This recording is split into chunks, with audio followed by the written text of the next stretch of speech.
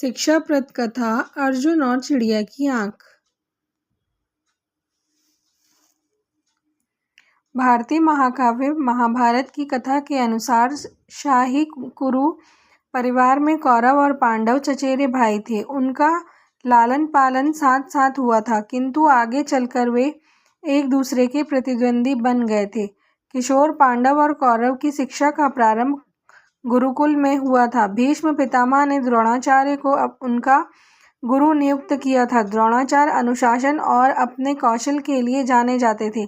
उन्होंने ही कौरवों और पांडवों को युद्धकला, धनुर्विद्या और बुद्धिमत्ता सिखाई थी।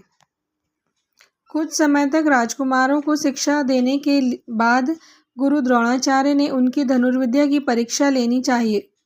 उन्होंने सोचा कि अब यह देखने का समय आ गया है कि कुरु राजकुमारों में कौन सर्वश्रेष्ठ धनुर्धर है।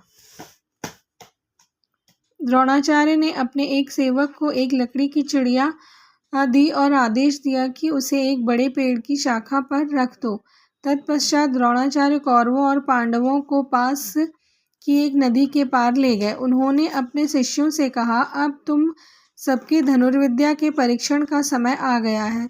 तुम सब में सर्वश्रेष्ठ धनुर्धर कौन है, इसका पता शीघ्र चल जाएगा।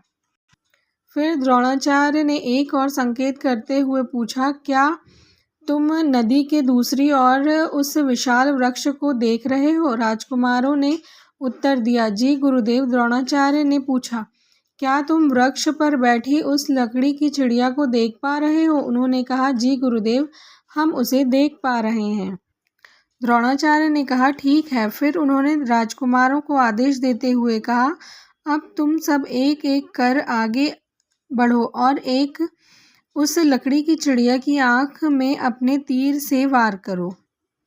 सबसे पहले सबसे बड़े कुरु राजकुमार युधिष्ठिर आगे बढ़े। उन्होंने अपना धनुष उठाकर ध्यानपूर्वक सावधानी से वृक्ष पर रखे गए लक्ष्य पर अपना निशाना लगाया। ठहरो युधिष्ठिर, द्रोणाचार्य ने आदेश देते हुए कहा, मुझे बताओ कि सबसे पहले तुमने क्या देखा? गुरुदेव, मैंने आपको देखा, युधिष्ठिर ने कहा। द्रोणाचार्य ने पूछा, तुमने और क्या देखा? युधिष्ठिर ने उत्तर दिया, मैंने अपने भाइयों को नदी, जंगल, आकाश, वृक्ष और उसकी शाखा पर बैठी लकड़ी की चिड़िया को देखा। द्रोणाचार्य ने आदेश दिया, युधिष्ठिर पीछे हटो, तुम लक्ष्य पर निशाना लगाकर उसे नीचे नहीं गिरा पाओगे। अचंभित युधिष्ठिर वहां से हट गए। ज्येष्ठ कौरव दुर्योधन निशाना लगाने के लिए आया। द्रोणाचार्य ने उससे भी वही प्रश्न किया। दुर्योधन ने भी वैसा ही उत्तर दिया। उसे भी द्रोणाचार्य ने पीछे हटने के लिए कहा। द्रोणाचार्य लक्ष्य पर निशाना साधने आए। भीम, दुशासन तथा अन्य राजकुमारों के उत्तर से असंतुष्ट रहे। उन्होंने किसी को भी बाण चलाने की अनुमति नहीं दी। अंततः अर्जुन निशाना साधने उठा। द्रोणाचार्य का चरण स्पर्श कर उसने अपना धनुष बाण उठाया और सावधानी पूर्वक लक्ष्य की ओर निशाना लगाने लगा। तभी दुर्योधन ने कहा, अर्जुन ठहरो, बताओ तुम्हें क्या दिख रहा है? अर्जुन ने उत्तर दिया, गुरुदेव, मुझे चिड़िया की आंख दिखाई दे रही है।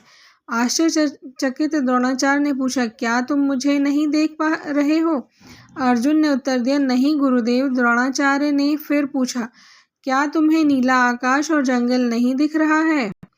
जी नहीं गुरुदेव, अर्जुन ने उत्तर दिया। द्रोणाचार्य ने फिर पूछा, अर्जुन, तुम्हें नदी, वृक्ष और तुम्हारे भाई नहीं दिख रहे हैं?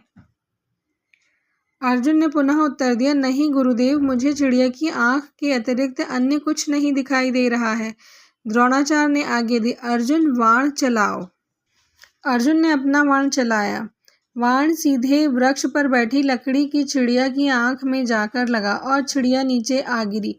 शाबाश अर्जुन, द्रोणाचार्य ने गर्व के साथ कहा और वहां उपस्थित सभी कुरु एवं पांडु राजकुमारों ने तालियां बजाईं। इस कथा से हमें शिक्षा मिलती है कि जीवन में अपने लक्ष्य की ओर ध्यान केंद्रित करने से ही सफलता प्राप्त होती है।